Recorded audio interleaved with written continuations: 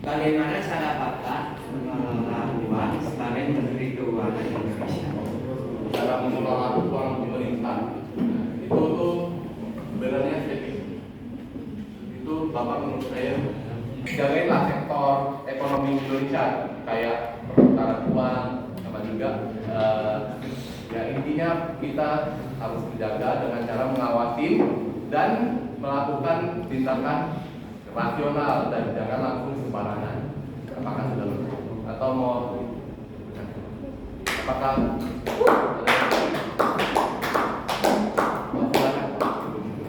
Perkenalkan Pak, saya menjadi Pak. Saya ada pertanyaan nih Pak. Jadi gimana Pak kalau orang pajak kami biaya negara terlibat korupsi bisa gak bingung Pak? Karena di negara kita ini Pak banyak sekali koruptor yang seakan-akan kayak dilindungi gitu Pak. oh aduh itu sih gimana ya kok cerita tentang koruptor ini ya. Nah itu sebenarnya tuh aku ada pernah datang tuh ke Jaksa Agung 1 bulan lalu. Saya bilang inilah, ini kan ada ketahuan korupsinya nih, bolehlah di handle di pengadilan. Mereka juga bisa bilang boleh, tapi sulit juga Pak. Saya tanyalah, sama sulit. Mereka bilang mereka ini ada bantuan dari belakang kayak seolah-olah perlindungan gitu. Nah saya mikir-mikir lah, kok bisa gitu aku tanya. Nah aku di Jaksa Agung ini bilang kalau itu tuh mereka ada insentif ke orang-orang pengadilan supaya mereka minimal hukuman yang dikasih itu sedikit atau bahkan nggak sama sekali perubahannya. Nah jadi itu ya saya kesel lah pada orang-orang korupsi ini. Saya ini kan datang ke pemerintah ini bukan untuk kaya-kaya foya-foya, tetapi saya datang ke sini untuk mendukung para pejabat-pejabat yang telah korupsi dengan uang negara sekaligus uang rakyat. Karena ini pasti inilah seolah-olah kalian sudah capek-capek bayar pajak ke pemerintah, tapi katanya pemerintah tuh malah pakai buat beli Lamborghini, liburan ke Amerika. Itu kan pasti kalian kesel gak? Nah itu, jadi saya datang ke pemerintah sini saya mau marah, mau mendukung para orang koruptor ini minimal ya kalau jauh itu mungkin dieksekusi mati lah. Jadi para koruptor lain yang mau itu seperti ya pasti takut dong. Kalau ini ngeri banget, mending nggak usah lah. Apakah sudah benar?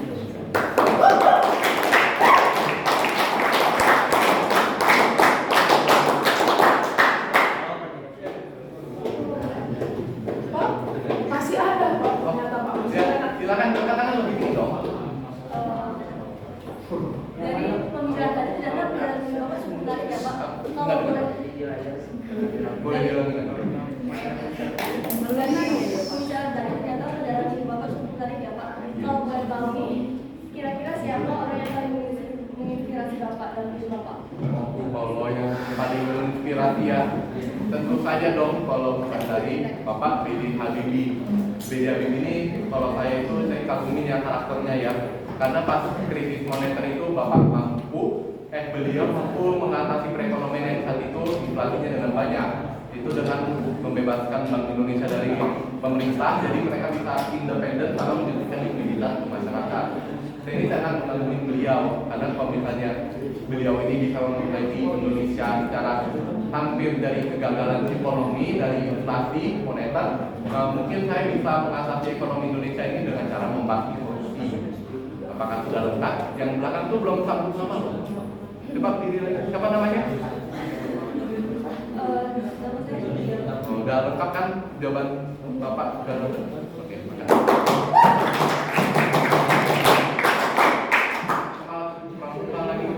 Siapa lagi? Oh, berdiri. Boleh diperkenalkan. Bapak diberikan kesempatan kira-kira kebijakan apa yang akan Bapak buat untuk meningkatkan kesejahteraan masyarakat? Kalau meningkatkan kesejahteraan masyarakat yang palingan saya mendukung sektor-sektor perekonomian kecil seperti UMKM, kecil menengah. Itu tuh sebenarnya banyak di Indonesia. Siapa tahu kan bapak kalian mungkin salah satunya mungkin memiliki toko UMKM.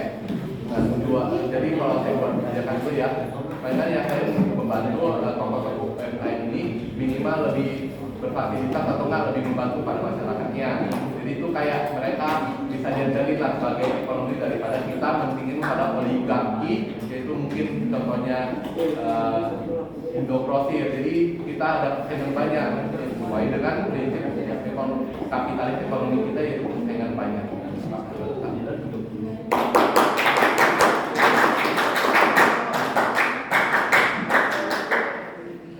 Baik Pak, setelah semua yang ditanyakan oleh para audiens, mungkin ada pesan yang ingin Bapak sampaikan kepada audiens kita, Pak? Wah, itu dong. Saya punya apa tuh?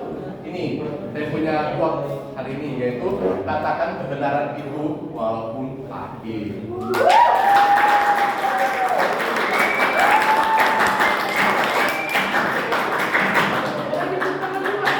Oke, jadi itu kan pernah nih suatu hari pejabat datang ke aku, ada pejabat datang ke Pak Prabowo atau pejabat lain lah. Mereka bilang, ini kira-kira konsepnya bagus nggak? Nah, mereka si pejabat ini bilang, oh bagus boleh lah. Nah, tapi kalau ketika pejabat itu datang ke saya bilang ini jelek, direvisi lagi. Nah, itu tuh aku ada pernah dengar itu pejabat itu. Ini Pak Kuba ini kritiknya keras banget, kayak apa ya, nyakitin hati aku gitu loh. Nah itu kok katanya ya kalau aku.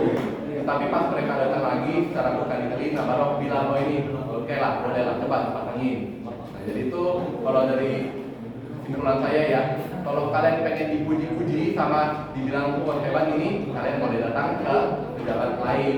Tapi kalau kalian pengen yang mau yang nanti baik buat negara kita, datanglah pada saya.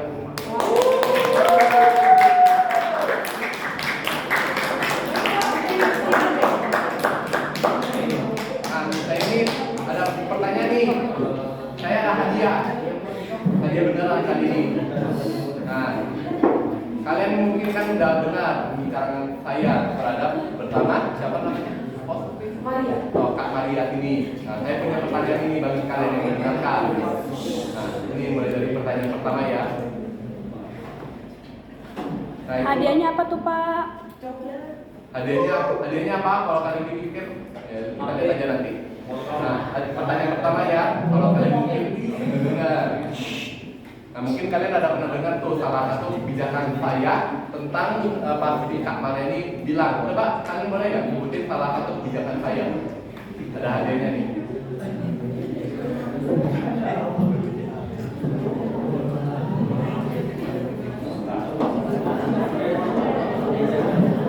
Kalau nggak kayak gini.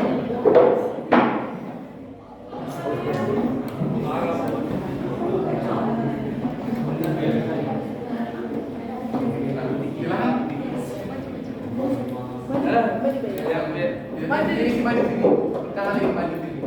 Berikan tepuk tangan dong.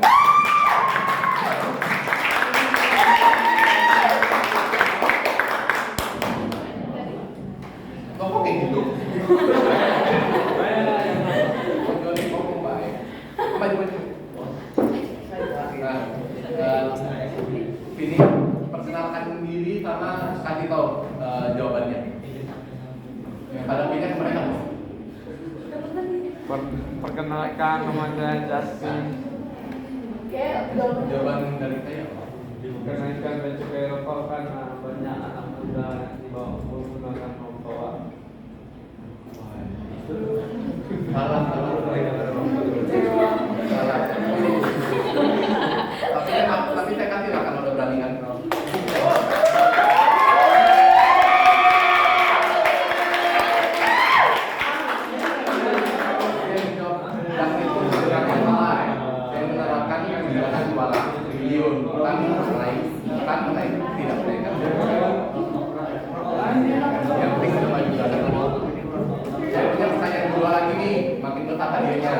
Makin besar hadiahnya. Ini saya mau hadiahnya nggak? Oke, jadi itu pertanyaan kedua ya.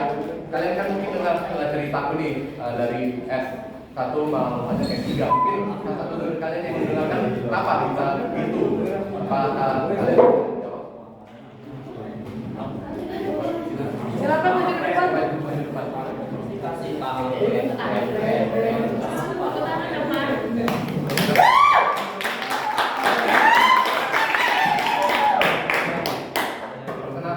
Ya, jadi perkenalkan nama saya Arwen dan untuk jawabannya Pak, karena menurut Bapak dari S1 pindah ke S3 langsung Tidak, itu karena di S3 yang mudah itu bagian ekonomi.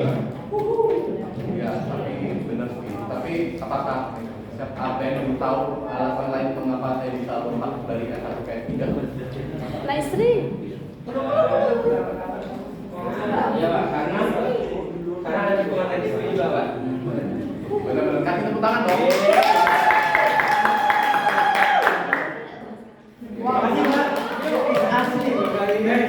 Pertanyaan terakhir ini ya, yang mau bantu kalian mendengarkan ya. Mungkin kalian juga, nih pertanyaan terakhir nih. Nah, kalian mungkin ada dengan juga. Kalau bahkan saya, kalian tahu gak kenapa saya ini tidak menaikkan cukai rokok? Nah ini pertanyaan terakhir, ada hasilnya lagi. Siapa yang mau jawab? Bebas lah. Yang udah menjawab boleh itu lagi.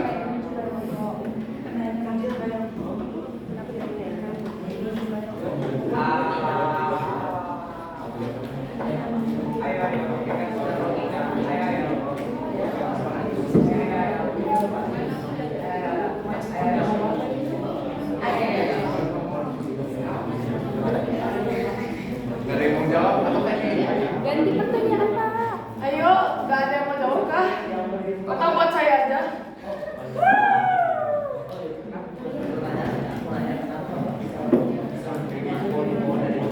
Nggak ada ya? Apa? Iya dia tadi. Oh, Bapak boleh kasih clue-nya, Pak? Oh, saya kasih clue-nya ya. Ini clue-nya. Saya ini peduli sama masyarakat Indonesia. Dengan itu saya nggak naikin. Nah itu clue-nya. Kenapa?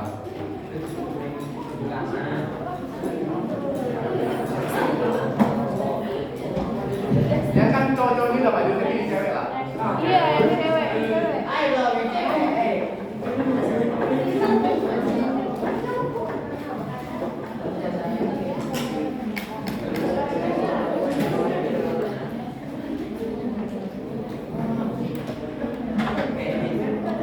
Oh, ya.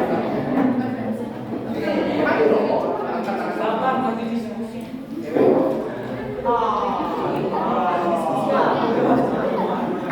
Boleh, silakan kenalkan diri. Supaya Bapak berikan saya untuk pertanyaan Bapak. Jadi kalau menurut saya itu Bapak harus cari itu karena supaya masyarakat kita itu masih dari bawah. Jadi kalau itu dapat misalnya kayak lebih banyak gitu Pak. Jadi bagian itu masih belum berkecukupan sehingga tapi belum tidak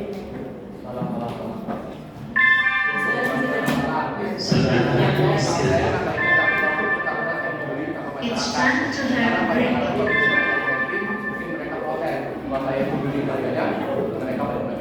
Tapi yang sudah karena sudah berani maju. Ya,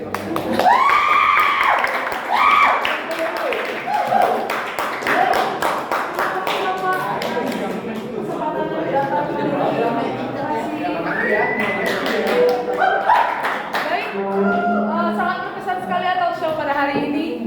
Setelah ini ujung acara ini akan saya tutup. Terima kasih.